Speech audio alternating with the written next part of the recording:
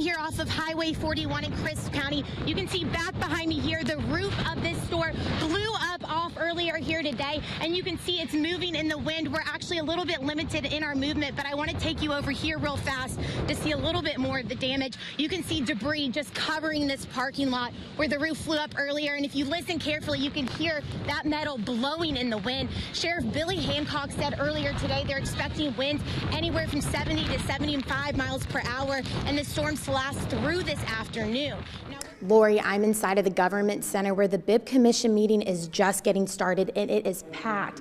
Back behind me, there are more than 200 people, and it's standing room only, which you can see some people standing in the hallway right there. A lot of people are out here because of an ordinance that the commissioners will be voting on in just a few minutes. This ordinance would prevent the county from not hiring or promoting someone because of their sexual orientation or gender identity. I reached out to the 9 commissioners to see how they plan on voting. I heard back from 8. 5 say they plan on voting yes. 3 say they plan on voting no. Burt Bivens is the only one I haven't heard back from, but even if he votes no, the majority will still be yes based off of what commissioners told me, which means this ordinance is probably going through. Frank and Lori, I'm out here with members of the West Macon Youth League, and I've decided to join in their practice. Now, like Ben said, today is hot and certainly not rainy, but they say when it rains, sometimes it makes it hard to hit pitches like this. Lori, a lot of people are starting to get here to watch the Georgia Bulldogs play, and as you can imagine, there's a lot of red and black in this room, but I did manage to find one Oklahoma fan who's here with his friend who's pulling for Georgia. Frank and Lori, you're right. The streets of downtown Macon are filled with all sorts of restaurants and shops. But what a lot of people don't see is what's happening above those stores. I spoke with one historian who says it's there, above downtown, that holds some of Macon's greatest treasures. From the outside, one of the coolest ones in downtown. The Newman Building looks just like most, but inside, it disappears from the written record, and we're pretty sure that's because it was a speakeasy. These rooms, Kim Campbell says, are full of history. Pharmacy, we found these awesome floors, found the old walls and the old ceilings, and they're all just kind of tucked up underneath this newer stuff. Campbell says different businesses moved in over the years, covering up the original walls of the 1890s building. It's sort of like peeling back layers of an onion. You sort of peel back the different periods of the building's history. But it's behind those layers. The history was already evident if you just knew how to kind of get into the door, if you will. They found remnants from what they believe was a speakeasy, an illegal drinking establishment, like this one-way mirror. It's useful because you can tell if the person knocking is someone that you're supposed to serve or maybe someone who wants to bust you for serving alcohol during Prohibition. And just down the street, this building today we call the Lawrence Mayer Building, but historically it would have been the Hardeman Building that was here. Is another building Campbell says has played a large role in the community since the mid-1800s. The building is it's never been completely vacant. John Mayer says his family bought the building in the 90s. Restaurant in the front, the drugstore in the back. He says he and his father spent months converting the building into Lawrence Mayer's florist.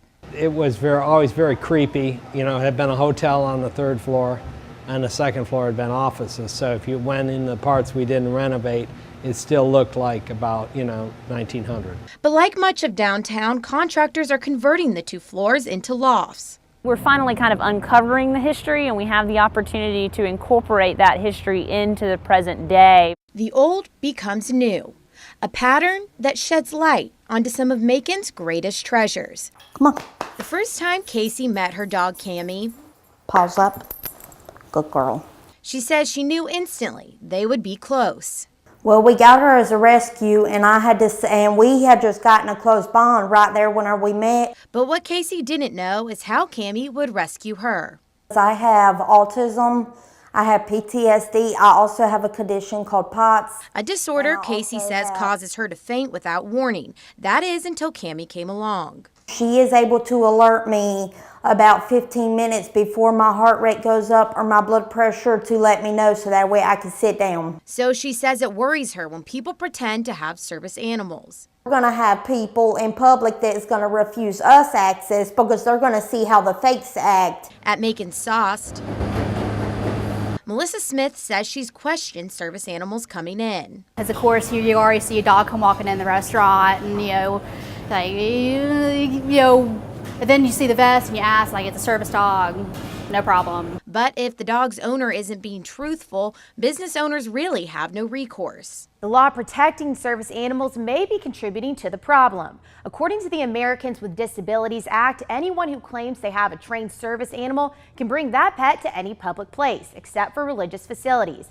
Businesses can only ask if the animal is required due to a disability and what tasks the animal has been trained to perform. And the owner doesn't have to provide any proof. The federal law doesn't require any certification and doesn't say the animal has to wear a specific vest or patch. They are the same things as wheelchairs, walkers, oxygen machines. And they're extremely well trained.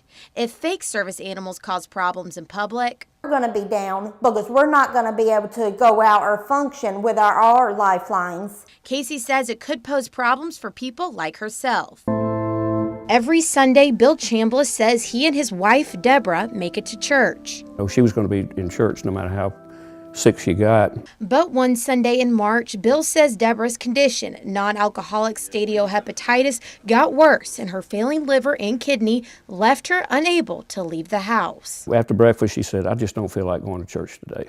A decision that would change their lives. So I said, okay. I changed and went out and started splitting firewood. And just about the time church starts, Bill says he came inside and heard his phone ring. She said, "This is so-and-so from Piedmont. We have an offer." Their prayers were answered. They found a match for Deborah from a little boy. Without him, I wouldn't be here. Deborah calls it an act of love. She says between the boy's parents deciding to donate his organs and the Lord's blessing, she got a second chance. Oh, I probably wouldn't have lasted past my birthday in April. A miracle that Bill says gave him his best friend back. The greatest blessing for me, of course, is that I have my wife back. Now Deborah is able to play with her 3 grandchildren, a blessing the two say they want to use to help others. If her story can provide any help in the way of hope or inspiration to someone else, that's our message. It's a message of thanksgiving to a supportive family, steadfast faith, and the life of one little boy. In Macon, Mary Grace Shaw, 13 WMAZ Eyewitness News. I will keep you updated with the result of this vote. In Macon, Mary Grace Shaw, 13 WMAZ Eyewitness News. Lori? Now, I've got to give a shout out to BJ for hitting that awful pitch of mine. In Macon, Mary Grace Shaw, 13 WMAZ Eyewitness News. Frank? Well, as a Georgia graduate, I got to say, can we get a go dog? Go Dogs! All right. Now we're actually going to head back into some safety because the storm's really starting to pick up, and Sheriff Hancock's advising everyone else to do the same because this is just getting started. In Crisp County, Mary Grace Shaw, 13 WMAZ Eyewitness News.